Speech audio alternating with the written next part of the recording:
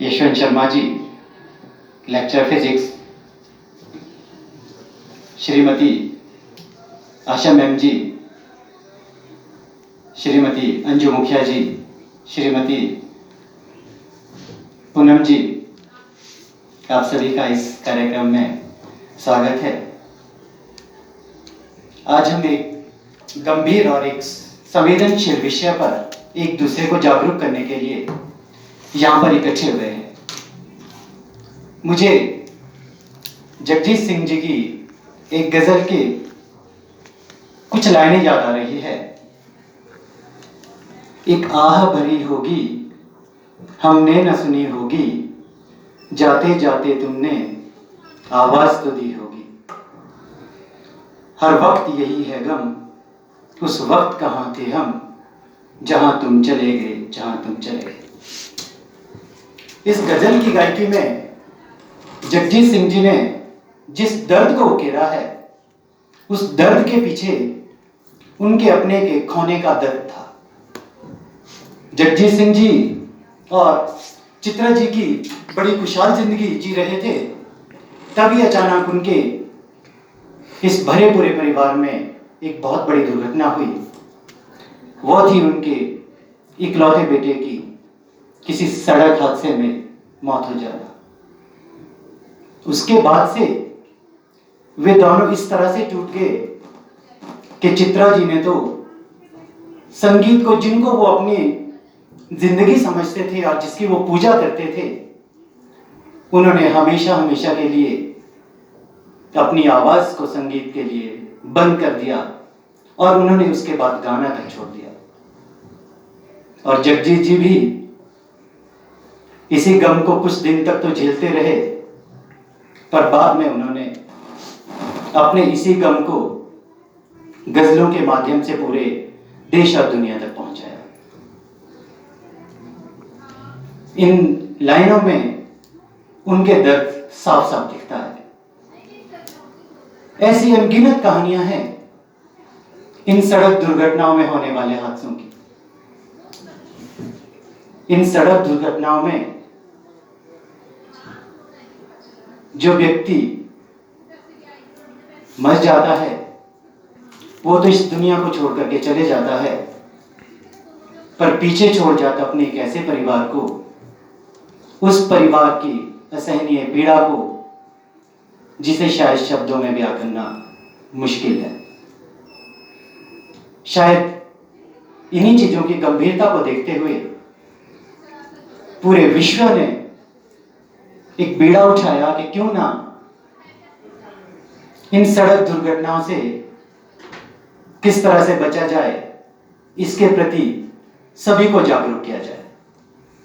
तो हमारे विभाग ने भी इसी तरह का कार्यक्रम तकरीबन हर स्कूलों और कॉलेजों में बना रखा है कि वहां पर भी एक रोड सेफ्टी क्लब बनाया जाए, ताकि वहां पर हर एक बच्चे को और टीचर्स को भी सड़क सुरक्षा के बारे में समझाया जाए। हम देख रहे हैं कुछ समय से दुर्घटनाएं बहुत ही ज्यादा हो रही है। अब इन दुर्घटनाओं के क्या क्या कारण होते हैं, इनके बारे में आप लोगों ने अभी बाहर स्लोगन के माध्यम से भी देखा है, और साथ में कुछ पोस्टर्स भी बच्चों ने बना रखे थे। आपको इसके माध्यम से भी आप सभी को पता लग गया होगा कि क्या क्या सावधानियां हमको इसमें बरतनी है। इन सावधानियों को बरतने की जो डिटेल है, इसके बारे में मैं ज्यादा नहीं बताऊंगा। शायद हमारे जो प्रतिभागी है, उन्होंने अच्छे तरीके से इस बारे में अपने जो वक्तव्य है उसको तैयार करके रखा होगा। तो आप सभी कुछ सावधानियों का, जो सावधानियां आपको ये बच्चे अपने वक्तव्य में बताएं, उन सावधानियों को हमेशा याद रखें, क्योंकि जिंदगी बहुत अनमोल होती है। इन हादसों में अगर तो व्यक्ति की मौत हो जाए, तब तो हम ये नहीं कह सकते कि ठीक है, पर अगर कहीं ऐसी दुर्दशा हो जाए कि जिससे ना आदमी जी पाए और ना ही मर पाए, तो उस तरह की कठिनाई में रहना खुद के लिए भी और परिवार के लिए भी बहुत असहनीय हो जाता है। हमने बहुत सारे ऐसे उदाहरण देखे हैं कि जिसमें नशे में बच्चे गाड़ियां चलाते हैं और बाद में बड़े बड़े हादसों का शिकार हो जाते हैं। ऐसा ही नहीं है कि बच्चे जो है या फिर लोग नशे के कारण ही सड़क हादसों का शिकार हो जाते हैं, बिना नशे वाले भी सड़क हादसों का शिकार हो जाते हैं। मान लीजिए मैं सड़क पे जा रहा हूं, मैं तो बिल्कुल नशा नहीं कर रहा हूं, पर सामने से नशा करने वाला अगर गाड़ी चला करके मेरे ऊपर गाड़ी चला देगा तो बताइए उसमें मेरे तो कोई भी कसूर नहीं है। तो इन्हीं सभी कारणों को जानने के लिए हम यहां पर सारे एकत्र हुए हैं।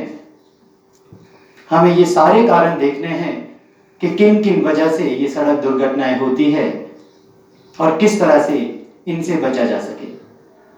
नॉर्मली हम देखते हैं जब हम ऐसी सड़क दुर्घटनाओं के बारे में सुनते हैं तो थोड़ी देर के लिए तो हमें भी लगता कि नहीं, कल से परे हम भी ये नहीं करेंगे। जैसे आप लोगों ने हाल ही में सुना होगा, हमारे विद्यालय में बाल्टू जी के वाइफ का भी इसी तरह के एक एक्सीडेंट हुआ था। तो उस दर्द को हम भी उस दर्द को महसूस कर सकते। जब हमने भी वो चीजें सुनी तो हमें भी इतना दुख हुआ। आप ये सोच सकते हैं कि जिनके अपने निजी के साथ इस तरह की घटनाएं होती होगी वो कैसे रहते होंगे, क्योंकि हमने उन लोगों को देखा है, उनके दर्द को देखा है। तो हम तो सिर्फ आप लोगों से यही गुजारिश करते हैं कि जब भी आप रोड में निकलें अपने आप को सुरक्षित रखें, फोन का यूज ना करें, क्योंकि अक्सर देखा गया है कि फोन के यूज करते हुए भी कई बार आपको गाड़ी का हॉर्न तक भी नहीं सुनाई देता है।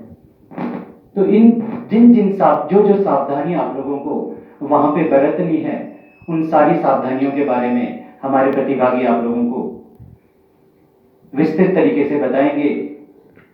हमारा तो सिर्फ आप लोगों को यहाँ पर इकट्ठे करने का यही मकसद था कि कुछ आप लोग हमें जागरूक करें, कुछ आप लोगों से हम सीखें। तो मैं पहले बता रहा था कि जब हम इन दुर्घटनाओं के बारे में सुनते हैं तो तब तो हमको भी ऐसे लगता कि नहीं, कल से मैं भी ऐसा नहीं करूंगा। मुझे याद है जब भी हम कभी आस पड़ोस की अपनी दुर्घटनाओं के बारे में सुनते हैं तो मुझे लगता है कि कल के बाद गाड़ी में जब मैं जाऊंगा तो मैं अपने फोन को हाथ तक नहीं लगाऊंगा। 2-4 दिन तक तो मेरे दिमाग में वही रहता है कि मुझे फोन यूज करना ही नहीं है, पर फिर आदतें वैसी हो जाती है। चौथे दिन फिर वापस गाड़ी चलाते हुए फोन हाथ में आ जाता है। हम अपने आप में ही नियंत्रण नहीं कर पाते। इसलिए मुझे लगता है कि जब भी कभी आप लोग भी कभी गाड़ी चलाएं तो उन हादसों को आप हमेशा याद रखें, ताकि आप लोगों को ये एहसास हो कि अगर हम भी ये फोन यूज करें या फिर ओवर स्पीड में गाड़ी चलाएं तो हमारे साथ भी इस तरह के हादसे हो सकते हैं। धन्यवाद।